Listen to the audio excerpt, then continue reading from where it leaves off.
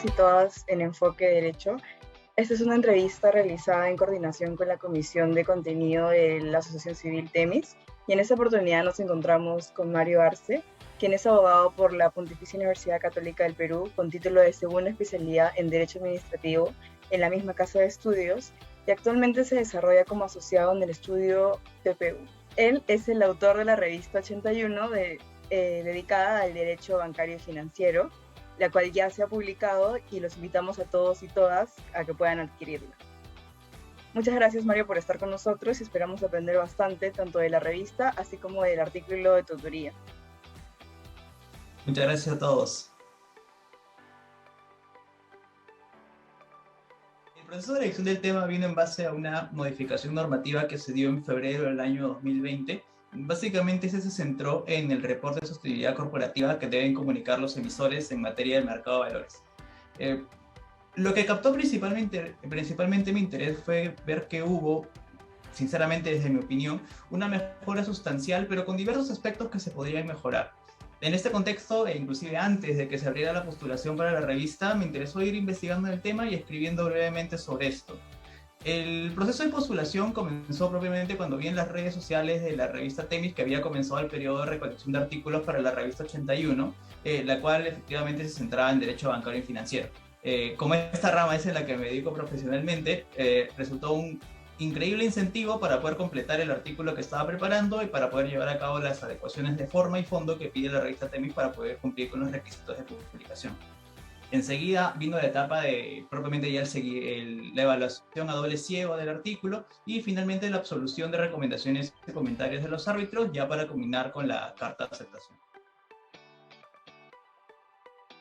El eje temático de mi artículo es el de mercado de valores, pero ahí sí tengo que agregar que es con diversos matices en un análisis en conjunto con consideraciones que desafortunadamente algunos consideran que pueden ser ajenas al derecho, como puede ser la sostenibilidad corporativa o sostenibilidad empresarial.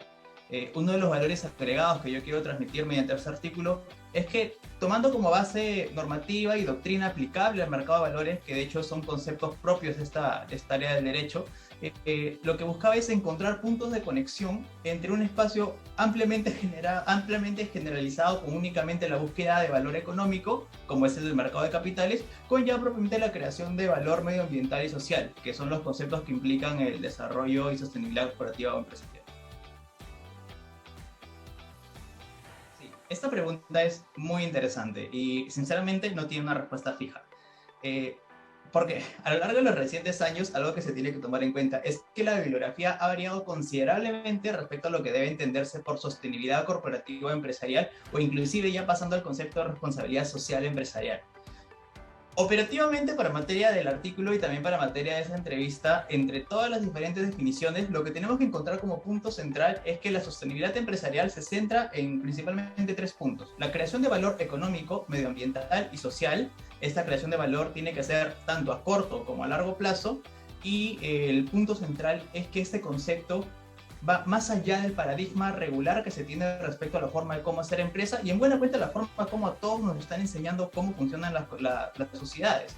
Si nosotros podemos recordar nuestras clases que hemos llevado cuando hemos visto los primeros cursos de sociedades anónimas, vemos que el concepto principal de sociedad anónima es la creación de valor económico, es decir, uno crea una sociedad porque quiere finalmente recibir utilidades. Sin embargo, este concepto de responsabilidad y sostenibilidad va más allá de esta parte tradicional y lo que busca es una creación en valor en conjunto con los grupos de interés, ya sea y esta creación en conjunto con los grupos de interés es no solamente medioambiental y social, sino también es una creación en conjunto económico con estos. Un punto central que también tenemos que detenernos respecto a esto es que la sostenibilidad corporativa o empresarial va más allá de un mero cumplimiento normativo. Es decir, sí existen normas que te establecen pisos mínimos, como pueden ser las normas ambientales o las normas de otros ámbitos de regulación, pero la sostenibilidad corporativa o empresarial va más allá de este cumplimiento normativo.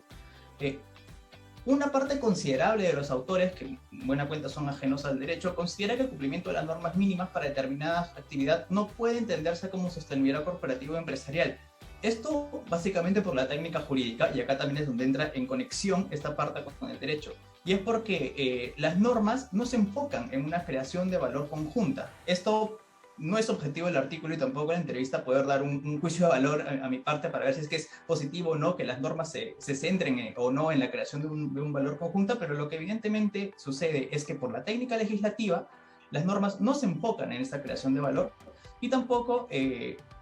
también tenemos que tomar en cuenta lo que hace la norma usualmente es establecer pisos mínimos de cumplimiento. En este sentido, la sostenibilidad y responsabilidad social, empresarial y corporativa no podemos encontrarlo tanto a un nivel normativo, sino más bien se centran propiamente en las actividades que van a desarrollar las corporaciones. Para entender el objetivo del nuevo reporte, tenemos que detenernos brevemente en lo que es el concepto de transparencia del mercado. Es posible que algunas personas no estén familiarizados con este tema o que entiendan acepciones diferentes porque cuando hablamos de protección al consumidor, transparencia es un tema, pero cuando estamos hablando ya de materia de mercado de valores, la transparencia del mercado es un concepto completamente diferente.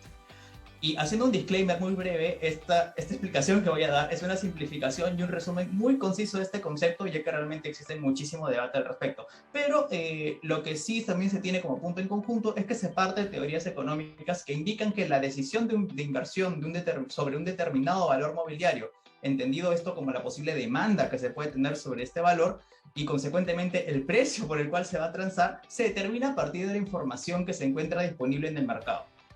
¿Y esto por qué? A diferencia de otros bienes, los valores mobiliarios no cuentan con un valor intrínseco, por lo cual su valor se define a partir de las condiciones del mercado y la condición de la persona jurídica que las emite y que las garantiza. Acá, entendiéndonos brevemente, hagamos un ejemplo súper práctico. Cuando alguien quiere comprar, por ejemplo, un vehículo, lo que hace es llevarlo con un técnico para que el técnico haga el estudio del vehículo en sí y pueda determinar su estado y el valor actual. Cuando estamos hablando del valor mobiliario, no es posible poder determinar su valor únicamente diciendo, ok, esta representa una acción de determinada empresa. Eso no nos dice nada acerca de su valor. El valor de esto se va a determinar a partir de las condiciones del mercado por la cual se va a desarrollar su emisor y a partir de propiamente la condición jurídica. Es decir, por ejemplo, el precio de un bono o una acción variaría si se sabe que la empresa emisora está pasando, digamos, por dificultades económicas, lo cual aumentaría la posibilidad de incumplimiento de las obligaciones asumidas, teniendo como contrapartida que su precio disminuye. Es decir, la información que se tiene a disponibilidad por parte de los inversionistas o los posibles inversionistas es lo que determina el precio de los valores mobiliarios y consecuentemente un bien jurídico que es protegido es la transparencia en mercado para poder hacer que esta información sea pública para estos. Tomando como premisa este concepto, habría que trasladarlo ya a la sostenibilidad corporativa. Lo que busca este nuevo reporte, y en buena cuenta también lo que buscaba el anterior, no es brindar condiciones mínimas de sostenibilidad que deban cumplir las empresas emisoras. Es decir, no te está diciendo que tú, si quieres emitir en el mercado de valores, tienes que cumplir con determinadas características, sino lo que busca es transparentar al mercado las condiciones de RCE sobre las cuales estas empresas realizan sus actividades. Es decir, mediante la emisión de este informe, lo que se busca es que las empresas comuniquen al mercado cuáles son las condiciones bajo las cuales están desarrollando su actividad.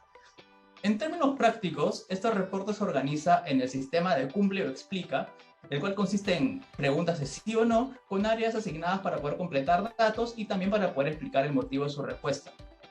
Finalmente, también cabría resaltar que el contar con dicho formulario estándar para todos los supervisados permite que la información remitida sea comparable. Y esto también, bueno, alejándome brevemente del tema del artículo, ¿por qué es importante que la información sea comparable? Esto también resulta muy relevante porque esto va a facilitar mayores estudios cuando ya se cuente con una base considerable de los nuevos reportes. Es decir, en unos años, cuando ya podamos hacer un análisis a lo largo del tiempo de los reportes que se han venido emitiendo, el que se cuente con un estándar mismo, o sea, que se cuente con un mismo reporte de sostenibilidad corporativa,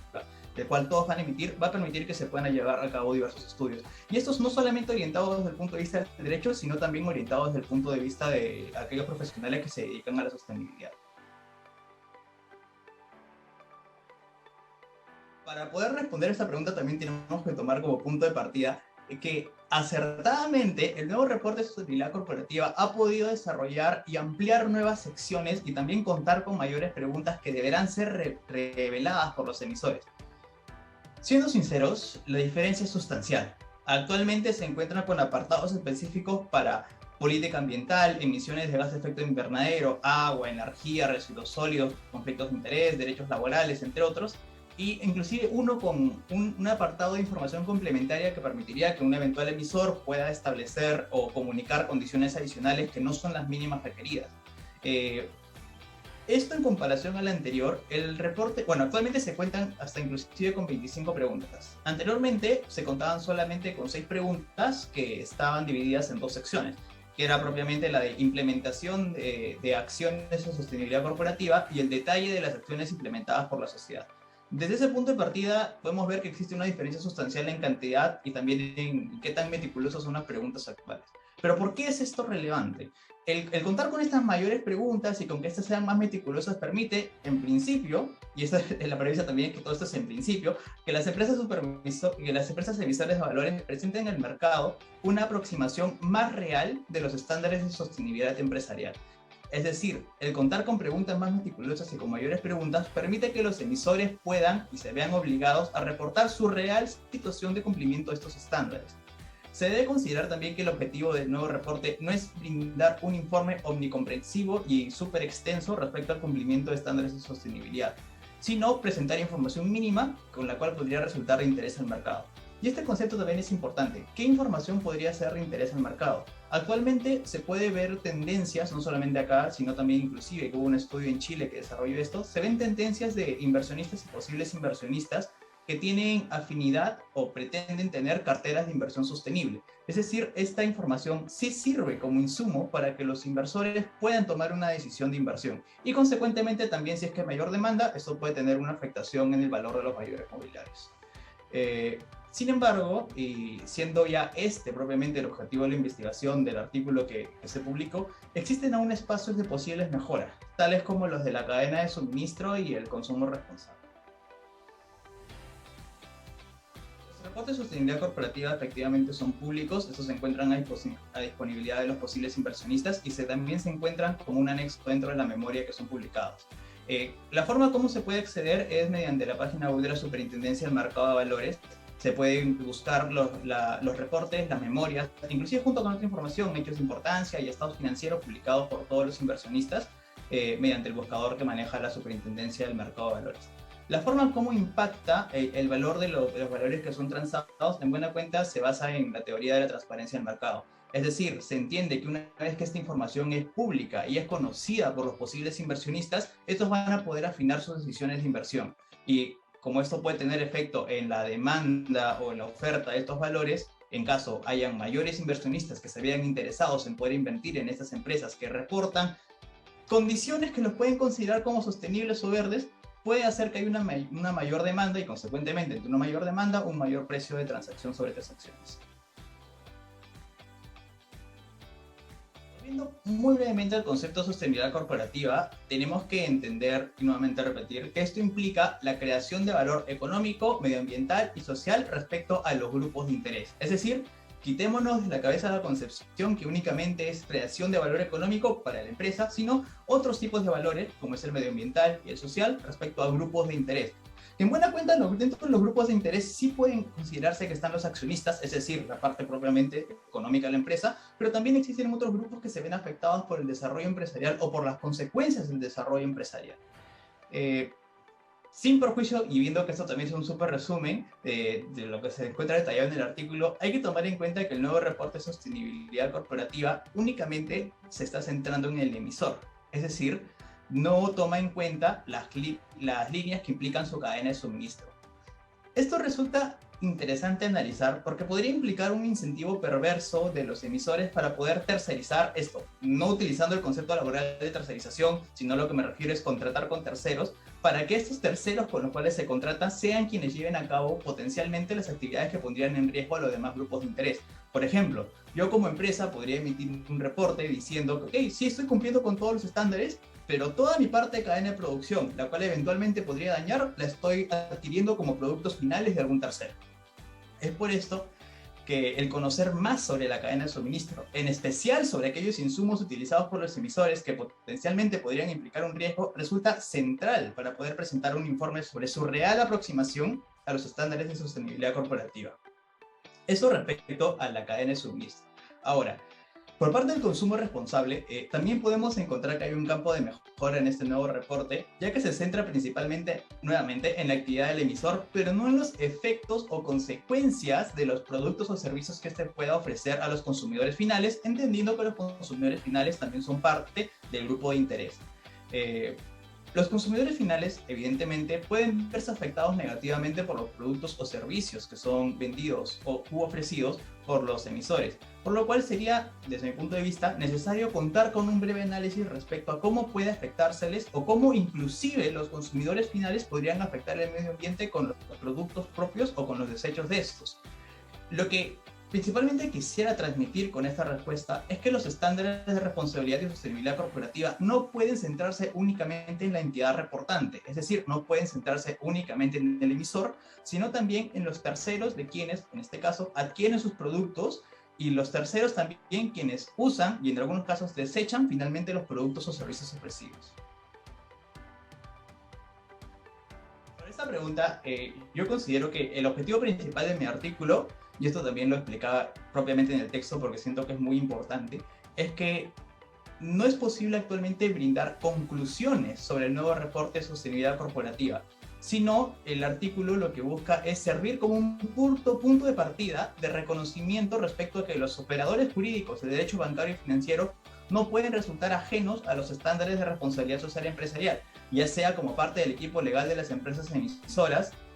abogados internos, abogados in-house, o ya sea desde parte del regulador, es decir, desde la parte de la Superintendencia de Mercado de Valores, que en buena cuenta sí tenemos que decir que ha habido una mejora sustancial, pero hay ámbitos de mejora respecto al nuevo reporte. El escenario sinceramente es claro. La forma tradicional de hacer empresa, que es la cual a nosotros como abogados nos han enseñado en la facultad, está enfocada únicamente al rendimiento económico. Esto es claro. Cuando hablamos de una sociedad anónima, a todos nos enseñan que no se hace sociedad por otro motivo que no sea el rendimiento de capital. Sin embargo, este concepto no resulta sostenible ni del todo compatible con lo que se tiene que ofrecer y lo que se tiene que desarrollar en conjunto con los grupos de interés. Trasladar dicho concepto a la regulación es evidentemente un reto, y esto lo digo únicamente desde la perspectiva del mercado de valores, porque existen muchos ámbitos de regulación en los cuales no soy conocedor, pero que evidentemente la forma como se trasladaría estos conceptos tendría que variar. En materia de mercado de valores exclusivamente, resulta importante transparentar los estándares que las empresas adoptan para permitir que los inversionistas y posibles inversionistas u otros interesados conozcan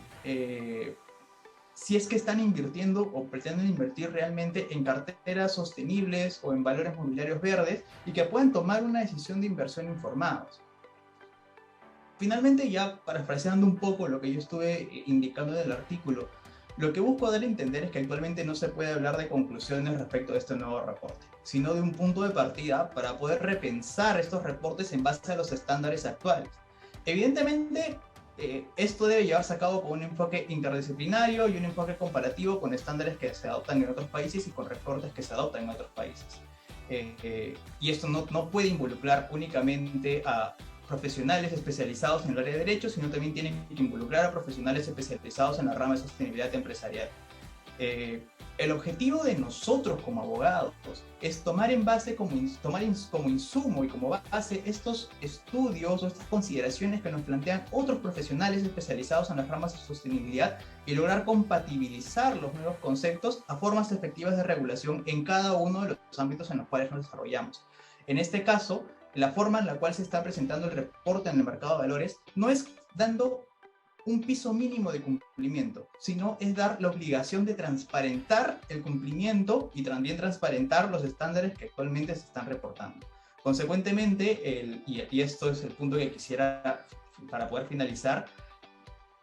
esta forma de cómo revelar la información se ha visto mejorada por el nuevo reporte. Efectivamente tenemos mayor información disponible, pero existen ámbitos en los cuales todavía se tienen que estudiar más. Muchas gracias, Mario, por todas tus respuestas. Ha sido súper interesante conocer cómo la sostenibilidad se relaciona con cómo hacemos empresa. De nuevo te agradecemos por estar aquí y a todos nuestros oyentes, de nuevo los invitamos a seguir en todas nuestras redes sociales y sobre todo a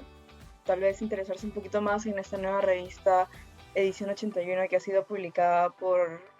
Temis, por la revista, así que los invitamos a seguirnos en todas las redes sociales de Temis también